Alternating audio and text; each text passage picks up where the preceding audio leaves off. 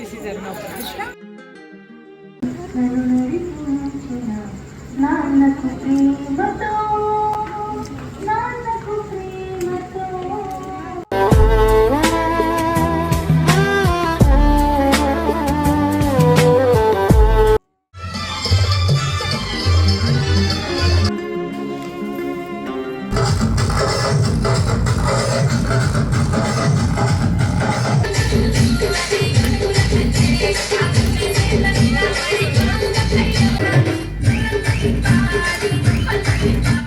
Hi అందరికీ, నేను మీ అరుణ Upadrasta.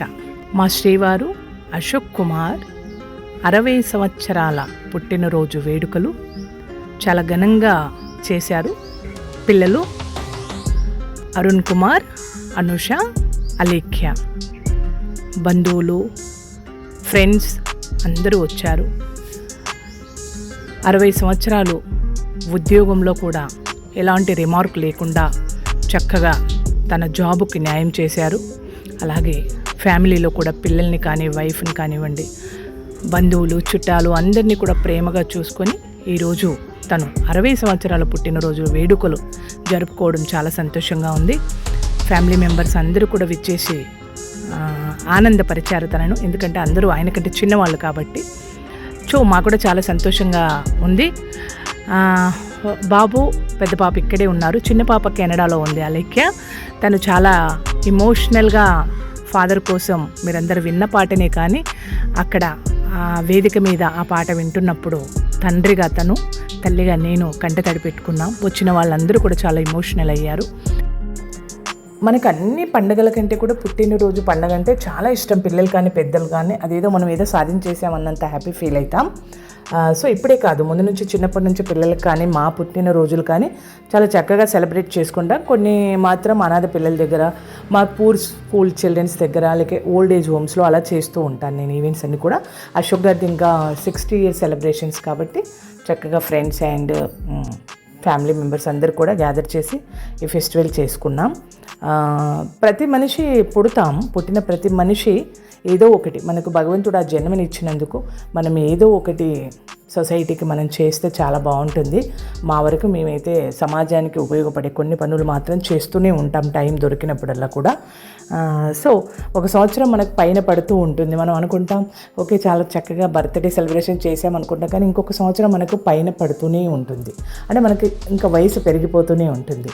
So ప్రతి మనిషి కూడా పువ్వెందుకు కొమ్మపై పుడుతుంది, జడలోన గుడిలోన నిలవాలని అలాంటి కొన్ని మంచి మెసేజ్ఫుల్ సాంగ్స్ కూడా పుట్టినరోజు సందర్భంగా చాలా ఉన్నాయి. ప్రతి మనిషి కూడా తన జన్మకు పరమార్థం తెలుసుకొని తన కోసం కాదు పరుల కోసం బ్రతకాలి, తానున్నా లేకున్నా తన పేరు నిలవాలి అని అప్పటి పుట్టినరోజు పండగే అనే పాటల్లో చాలా చక్కటి మీనింగ్ ఇచ్చారు కవి. సో మనం కూడా మన ప్రతి బర్త్డే మనం ఒక ఇంట్లో చేసుకుంటే ఒక 10,000 ఖర్చు అవుతుంది మనకు అనిపిస్తే, దాంట్లో కనీసం ఒక కొంచెమైనా ఎవరికైనా నిజంగా జెన్యూన్గా ఉపయోగపడే వాళ్ళకి మనం హెల్ప్ చేస్తే చాలా బాగుంటుంది. నేనైతే ఇలాంటివి చేస్తూనే ఉంటాను. మీరు కూడా చేస్తూ ఈ మధ్యకాలంలో చాలామంది అలాంటివే సెలబ్రేట్ చేసుకుంటున్నారు.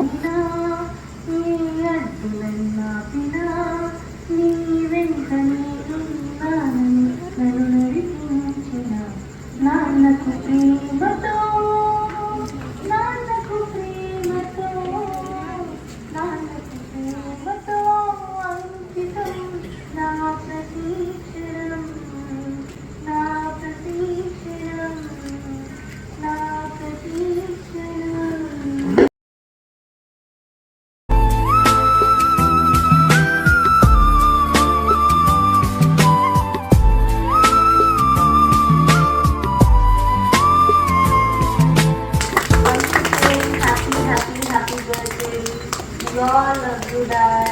Have a good health. Bye. I miss you so much.